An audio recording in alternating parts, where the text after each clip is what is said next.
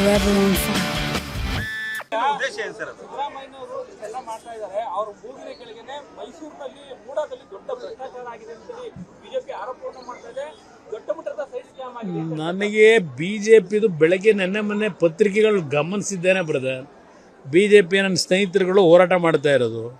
ಆದರೆ ಇಷ್ಟೆಲ್ಲ ರಾದಾಂತಗಳು ಈಗ ಪ್ರಾರಂಭ ಆಗಿರೋದಕ್ಕೆ ವಿರೋಧ ಪಕ್ಷಗಳಿಗಿಂತ ಹೆಚ್ಚಾಗಿ ನನಗಿರ್ತಕ್ಕಂಥ ಮಾಹಿತಿ ಈ ಮುಖ್ಯಮಂತ್ರಿಯ ಪೈಪೋಟಿ ಇದೆಯಲ್ಲ, ಈಗ ಮುಖ್ಯಮಂತ್ರಿ ಆಗಬೇಕು ಉಪಮುಖ್ಯಮಂತ್ರಿ ಆಗಬೇಕು ಅಂತೇಳಿ ಆ ಹಿನ್ನೆಲೆಯಲ್ಲಿ ಮುಖ್ಯಮಂತ್ರಿಯ ಕುರ್ಚಿಗೆ ಆಸೆಪಟ್ಟು ಪಾಪ ಟವಲ್ ಹಾಸ್ಕೊಂಡು ಕೂತವರಲ್ಲ, ಅವರಿಂದ ಇದೆಲ್ಲ ಇವತ್ತು ಎಕ್ಸ್ಪೋಸ್ ಆಗ್ತಾ ಇದೆ ಅನ್ನೋದು ಒಂದು ಸುದ್ದಿ ಇದೆಯಪ್ಪ.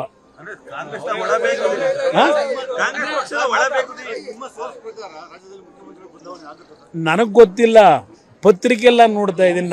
ನನಗೆ ರಾಜ್ಯದ ರಾಜಕಾರಣದ ಆಸಕ್ತಿಗಿಂತ ಹೆಚ್ಚಾಗಿ ಈಗ ಏನು ನನಗೆ ಕೇಂದ್ರದಲ್ಲಿ ಪ್ರಧಾನಮಂತ್ರಿಗಳು 2 ಜವಾಬ್ದಾರಿಯುತವಾದ ಇಲಾಖೆ ಕೊಟ್ಟಿದ್ದಾರೆ, ಅದರ ಕಡೆ ನನ್ನ ಗಮನ ಇದೆ. ನಾನು ಕರ್ನಾಟಕ ರಾಜ್ಯದಲ್ಲಿ ಏನು ನಡೀತಿದೆ ಅಂತಕ್ಕಂಥದ್ದು ಇಲ್ಲಿ ಬಂದಂಥ ಸಂದರ್ಭದಲ್ಲಿ ನೆನ್ನೆ ಮೊನ್ನೆ ಏನು ಗ್ರಹಿಸಿದ್ದೇನೆ.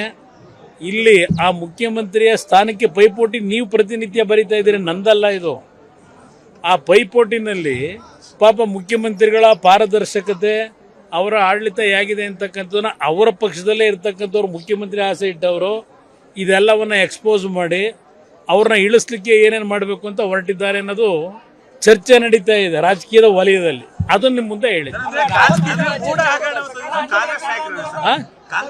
ನಿಮ್ಗೆ ಇನ್ನೂ ಸಂಶಯ, ನನಗಿಂತ ಹೆಚ್ಚಾಗಿ ನಿಮಗೆ ಗೊತ್ತಿದೆ ಈ ಮೂಢ ಹಗರಣದ ಬಗ್ಗೆ.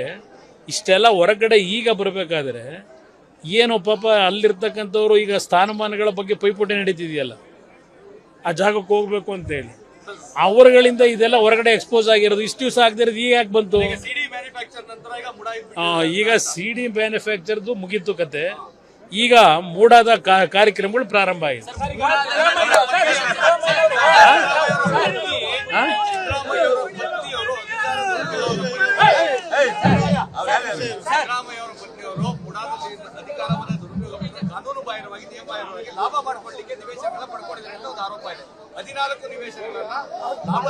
ಈಗ ಅವರು ಸರ್ಕಾರದಲ್ಲಿದ್ದಂಥ ಒಬ್ರು ಅಡ್ವೊಕೇಟ್ ಜನರಲ್,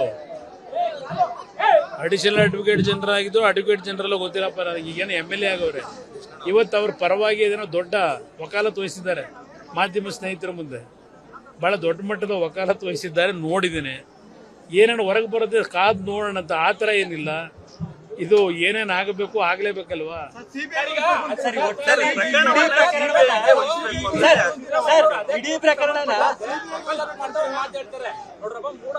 ತಪ್ಪು ತಿಳ್ಕೋಬೇಡಿ ಬ್ರದರ್, ನಾನು ಅದನ್ನು ನೀವು ಹೇಳ್ತಾ ಇದ್ದೀರಲ್ಲ, 62 ಕೋಟಿ ನನಗೆ ಮೂಡಾನೇ ಕೊಡಬೇಕು, ಕಾಂಪನ್ಸೇಷನ್ ಸರ್ಕಾರವೇ ಕೊಡಬೇಕು ಅಂತ ಹೇಳ್ತಾ ಇದ್ದಾರಲ್ಲ.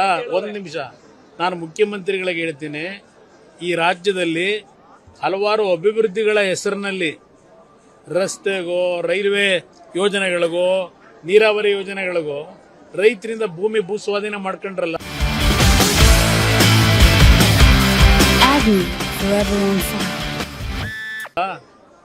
ಆ ರೈತರು ಬೀದಿಲಿ ಇನ್ನೂ ಅಲಿತಾ ಇದ್ದಾರಲ್ಲ, 106 ಜನ, ನಮಗೆ ದುಡ್ಡು ಬರಲಿಲ್ಲ ಅಂತ ಹೇಳಿ. ಇವತ್ತು ನಿಮ್ಮ ಆಸ್ತಿ, ಅದು ಆಸ್ತಿ ಯಾಕೆ ತಗೊಂಡಿದ್ದೀರಿ ಅನ್ನೋದು ಗೊತ್ತಿದೆ. ಅದಕ್ಕೆ 62 ಕೋಟಿ ನೀವು ಡಿಮ್ಯಾಂಡ್ ಮಾಡ್ತಾ ಇದ್ದೀರಿ ಸರ್ಕಾರವೇ ಕೊಡಬೇಕು ಅಂತ ಹೇಳಿ.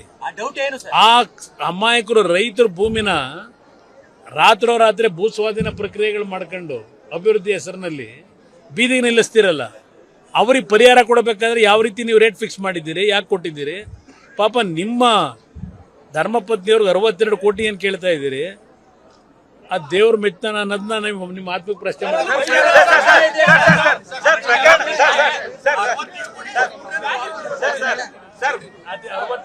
ಯಾರು ದುಡ್ಡು, ಜಾಗ ಯಾರ್ದು, ಆಮೇಲೆ ಪ್ರಕರಣವನ್ನ CBI ಅನುಕ್ಷಣದ ಸುದ್ದಿಗಳಿಗಾಗಿ ವಿಸ್ತಾರ ನ್ಯೂಸ್ ಯೂಟ್ಯೂಬ್ ಚಾನೆಲ್ ಸಬ್ಸ್ಕ್ರೈಬ್ ಮಾಡಿ. ಹೊಸ ಸುದ್ದಿಗಳ ನೋಟಿಫಿಕೇಶನ್ಗಾಗಿ ಬೆಲ್ ಐಕಾನ್ ಕ್ಲಿಕ್ ಮಾಡಿ. ಲೇಟೆಸ್ಟ್ ಅಪ್ಡೇಟ್ಸ್ಗಾಗಿ www.vistaranews.com ವೆಬ್ಸೈಟ್ಗೆ ವಿಸಿಟ್ ಮಾಡಿ. ಅಂಗೈಯಲ್ಲೇ ಜಗತ್ತಿನ ಸುದ್ದಿ ತಿಳಿಯಲು ವಿಸ್ತಾರ ನ್ಯೂಸ್ ಕನ್ನಡ ಆಪ್ ಡೌನ್ಲೋಡ್ ಮಾಡಿ.